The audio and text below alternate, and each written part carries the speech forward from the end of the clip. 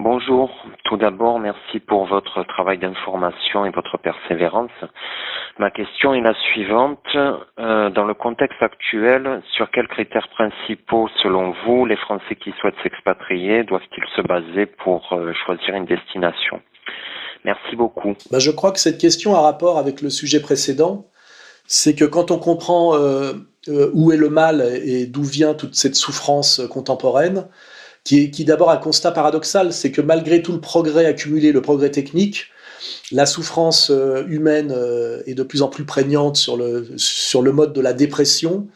La violence sociale aussi est de plus en plus grande, qu'elle soit d'ailleurs violence sexuelle, violence raciale, violence générale et quotidienne. Et on voit bien effectivement que ce qui génère cette violence qu'on pourrait qualifier d'indifférenciation des valeurs, négation de la différence des sexes qui est à l'origine de tout, mépris de la différence des âges, mépris de la différence des cultures et donc des ethnies, c'est-à-dire cette table rase finalement qui est en train de s'opérer par le libéralisme mondial. Pour ceux qui ont peur de la table rase, on a échappé à la table rase du marxo-communisme, mais on n'échappe pas à la table rase de ce que produit le libéralisme, avec effectivement la destruction de toutes les différences qui sont constitutives et qui sont le fondement anthropologique de l'humain et des humains. Donc, pour répondre à la question, il faut donc aller vers des territoires où la tradition est encore présente, c'est-à-dire où l'idéologie mondialisto-woke sous pilotage financier, on va dire américain pour ne pas dire des mots qui fâchent, est moins puissant. Donc ça veut dire aller aujourd'hui sans doute vers les pays plus à l'est, les pays moins développés.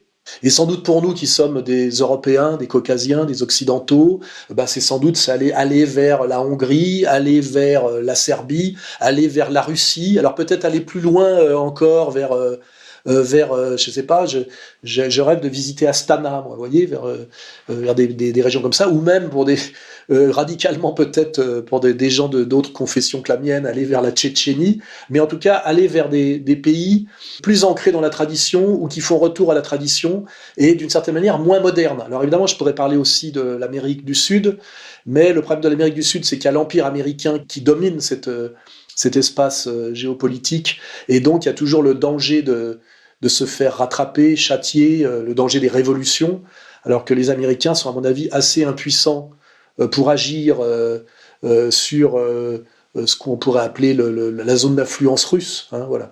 Donc pour nous, la réponse est assez simple. Il faut aller vers des pays moins soumis à la double modernité, je dirais, financière et woke, c'est-à-dire à l'influence qu'on dirait américaine. Et pour ça, les pays que je viens de vous dire, moi-même, si je devais me protéger vraiment sérieusement, j'irais rejoindre Xavier Moreau à Moscou. Voilà ma réponse.